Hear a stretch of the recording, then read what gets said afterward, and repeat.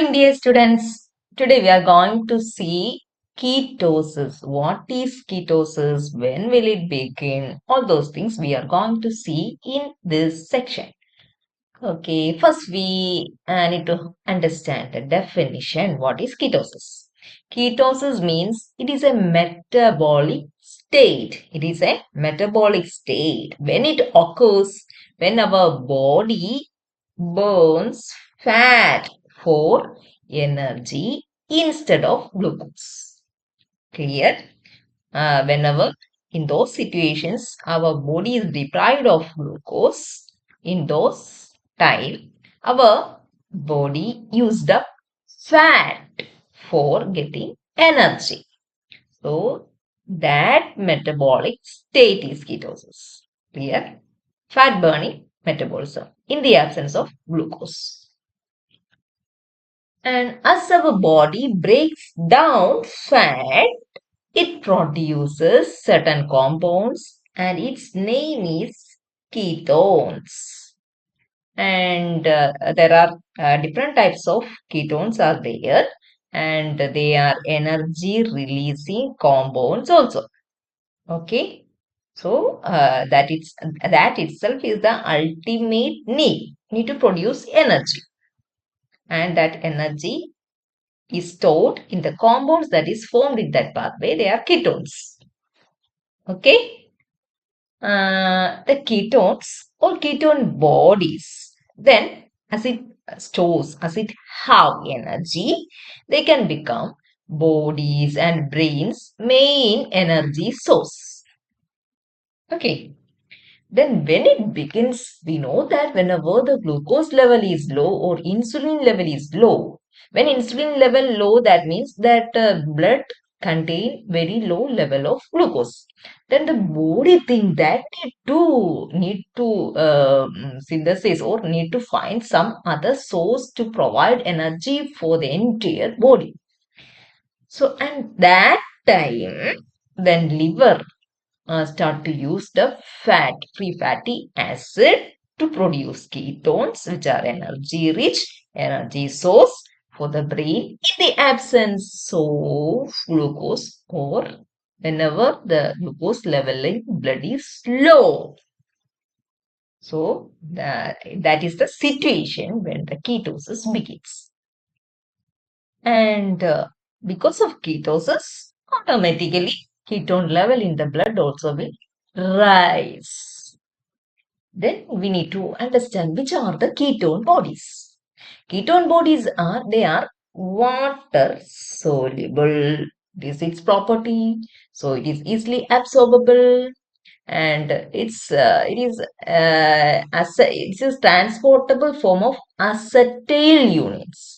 It is the transportable form of acetyl units also.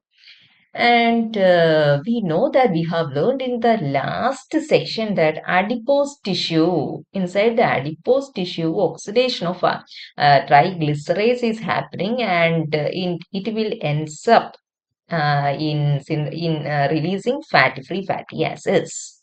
Okay, so adipose tissue release fatty acid, and that fatty acid is converting to acetyl units by liver. Okay, then that acetyl units, that is ketone bodies, it is transporting as ketone bodies. Clear? I think a little bit confused. So adipose tissue release fatty acid, and it is converting into acetyl units by liver, and it is exporting to all the required tissues in the form of ketone bodies. Now I think it's clear. Okay. So, acetoacetate, beta hydroxybutyrate, and acetone. These are the common ketone bodies that present in our bodies. Which are they? Acetoacetate, beta hydroxybutyrate, and acetone. Acetoacetate, beta hydroxybutyrate, and acetone. These are the important common ketone bodies that present in our body. Its structure is this one: acetoacetate, beta hydroxybutyrate, then acetone. Okay, clear? Next, we are going to see that part with ketogenesis, how ketone bodies are forming inside the liver. So, where this reaction is happening, it is taking place in liver. Ketosis is taking place inside liver. So, it's inside the liver, substrate is acetyl-CoA. It begins from the acetyl-CoA. Okay. So first, to acetyl-CoA, it condensed under the presence of the enzyme thiolase. It formed aceto-acetyl-CoA. To acetyl-CoA combined to form aceto-acetyl-CoA. Enzyme is thiolase. And from this aceto-acetyl-CoA, next what is forming the aceto-acetyl-CoA together with another molecule of acetyl-CoA and water. It will form 3-hydroxy-3-methyl glutaryl-CoA. Listen, 3-hydroxy-3-methyl glutaryl-CoA. Okay, that is a product. And here the enzyme is HMG-CoA or hydroxy-methyl glutaryl-CoA synthase. So that is the enzyme. And this enzyme is exclusively present in liver mitochondria. Where? Liver mitochondria. We need to note that location inside the liver, in the liver mitochondria, only this enzyme present. And this converts aceto-acetyl-CoA along with another molecule of acetyl-CoA and water to form a 3-hydroxy-3-methyl glutaryl-CoA. Okay, so this enzyme, its two isoforms are existing inside the liver. One is in the cytosol of the liver and the other is in the mitochondria of the liver. The one that present in the cytosol is doing cholesterol biosynthesis. That is the one. It is doing the cholesterol biosynthesis inside the liver. Inside the liver mitochondria, there present another isoform of this HMG-CoA synthase. It is doing ketogenesis. Okay, so this is the enzyme that present in the mitochondria is doing the ketogenesis. So we can come back. So we have just stopped here. 3-hydroxy-3-methyl glutaryl-CoA. Then what is going to happen to this compound? And then that 3-hydroxy-3-methyl glutaryl-CoA is again undergoes clean. It undergoes lysis by the enzyme HMG-CoA lyase. HMG because that compound substrate is HMG 3-hydroxy-3-methyl glutaryl-CoA. So for lysing it, the enzyme is HMG-CoA lyase. And the products forming here are acetyl-CoA, again one more acetyl-CoA molecule, and acetoacetate. This is the primary ketone body. It is the primary ketone body. Which is the primary ketone body? Acetoacetate is the primary ketone body. And this undergoes decarboxylation. Acetoacetate undergoes decarboxylation under the influence of which enzyme? Decarboxylase enzyme. Decarboxylation, the elimination of one molecule of carbon dioxide, it will form acetone. It's a secondary ketone body, acetone. From where it is forming? From acetoacetate, as it undergoes decarboxylation under the influence of decarboxylase enzyme, acetone is forming. And this acetoacetate also can undergo reduction reaction under the influence of which enzyme? Beta hydroxy. This is beta. Beta hydroxy butyrate dehydrogenase. Beta hydroxy butyrate dehydrogenase. As this reduction need to receive hydrogen ions. For that, the donor is NADH. From NADH, it take up energy, it undergoes reduction and will form beta hydroxybutyrate and the third ketone body is forming here. And this beta hydroxybutyrate is a predominant ketone body both in blood and urine. It's a common, it's abundant ketone body, which is beta hydroxybutyrate. And also this beta hydroxybutyrate, it is an energy rich molecule. Its energy is equal to NADH because it is taking energy, it receives energy from NADH for its formation. So it is an energy rich molecule equal to that of NADH. And whenever in our inside the liver, the NADH level is high, then it will produce more amount of beta hydroxybutyrate. So there is a relation. Whenever NADH level is high, then there will form more number of beta hydroxybutyrate. So this is the pathway. I'm going to show that pathway entirely. Two acetyl groups under the influence of thiolase, acetoacetyl-CoA is forming, and then this acetoacetyl-CoA again under the influence of HMG-CoA synthase, it is becoming beta hydroxy beta methyl glutaryl CoA.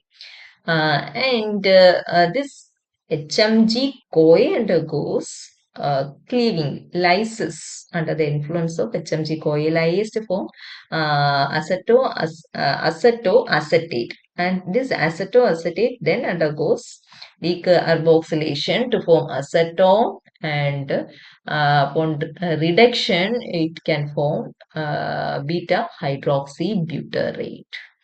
So this is the cycle. I think it's clear. Okay. Next is about the utilization of ketones. How the utilization of ketones by tissues is happening. It is because of the presence of an enzyme called succinyl-CoA acetoacetate-CoA transferase. How can we easily memorize the name of this enzyme? I'm just writing like this: SAT. S for succinyl-CoA, A for acetoacetate-CoA, and T for transferase. Succinyl-CoA acetoacetate-CoA transferase. This is the name of the enzyme. Only because of its presence, a tissue can absorb keto bodies. And this enzyme is otherwise called thiophorase. And inside the liver, this enzyme is very low or totally absent. So that is why inside the liver, only biosynthesis of ketones is happening. Biosynthesis only. Biosynthesis only. No utilization inside the liver because of the absence of this enzyme. Okay. Next, we are going to see the regulation of ketosis. How can we regulate the ketosis, ketone body formation?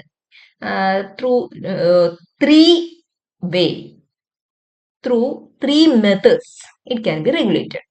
In the adipose tissue, we know that lipolysis is happening in the adipose tissue.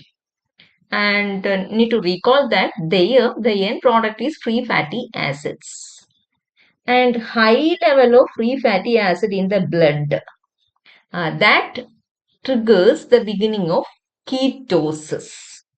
So only when there is high level of free fatty acid in the blood, then only that ketosis can happen. Suppose you think that if we are in a well-fed condition after a meal, then that time in our blood the insulin level will be high. Insulin level will be high, and also our glucose level also will be high. And we have learned in the former video that In the lipolysis, HSL is a main enzyme and it is a hormone sensitive one. It become active because of the presence of hormone epinephrine under condition of low glucose level that we have learned in the last video. So as it is in well-fed condition, glucose level is high and by that way this HSL will not be converted to an active state and lipolysis will not take place and there will not be any high levels of free fatty acids and by that way there is no way to synthesize ketone bodies. So that is the one method of regulation in adipose tissue. Then coming to the fate. By considering the fate of free fatty acid also, we can regulate ketosis or formation of ketone bodies. This free fatty acid can either oxidize to carbon dioxide or it can be oxidized to ketone bodies or otherwise it can be esterified to triacylglycerol and phospholipids. So these are the three fates of the free fatty acid. Then we need to understand under which situation only its oxidation happens resulting in the formation of ketone bodies. The entry of fatty acid in the oxidative pathway, it is regulated by an enzyme. Its name is CAT1, carnitine acyl transferase.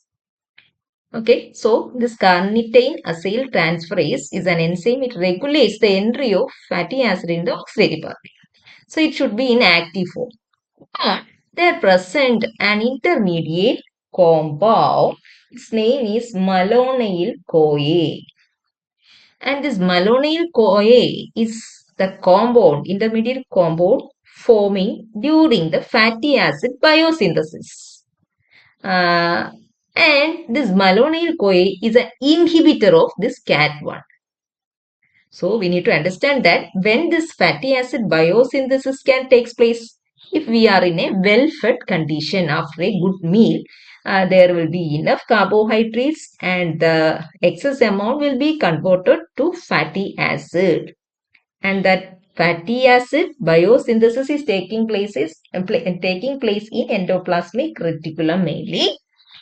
And that time an intermediate compound is forming malonyl-CoA. It is an inhibitor of this CAT1. Okay, so it is blocking the action of CAT1 and by that way there is no oxidation of this free fatty acids. Okay, at that time the very low level of free fatty acids that is entering the liver, it cannot enter the oxidative pathway because cation is not active. Cat1 is not active. Then the only fate for that free fatty acid is to get under or it have to undergo esterification. Esterification get converted to acylglycerol and it transported out in the form of very low density lipoprotein. Very low density lipoprotein. We know that this one is so dangerous. So this is the reason why even if we are consuming very low oily foods, even then why our LDL is increasing. Clear? Even if we are consuming low amount of oily foods by taking more amount of carbohydrate, then excess amount of carbo is converting to fatty acid and that fatty acid biosynthesis results formation of malonyl-CoA. It is preventing the enzyme cation. So by that way, the oxidation of fatty acid is not taking place. Instead, it is converting into this VLDL. Clear? This is one way of regulation. Okay, here the main enzyme is CAT1. It should be in active form to initiate or to permit the fatty acid to go through the oxidative pathway. If it is not active, then that oxidative pathway will not happen. Instead, esterification. resulted for fatty acid and will resulted in the formation of VLDL. So that is another second method of regulation. Then, through understanding the fate of acetyl-CoA, here we took the case of fate of free fatty acid. We know that this ketosis or ketone body formation begins with this substrate acetyl-CoA.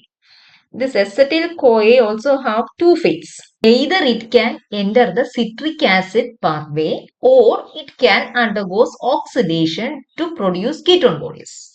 And it can enter the citric acid pathway only if there is enough amount of oxaloacetate.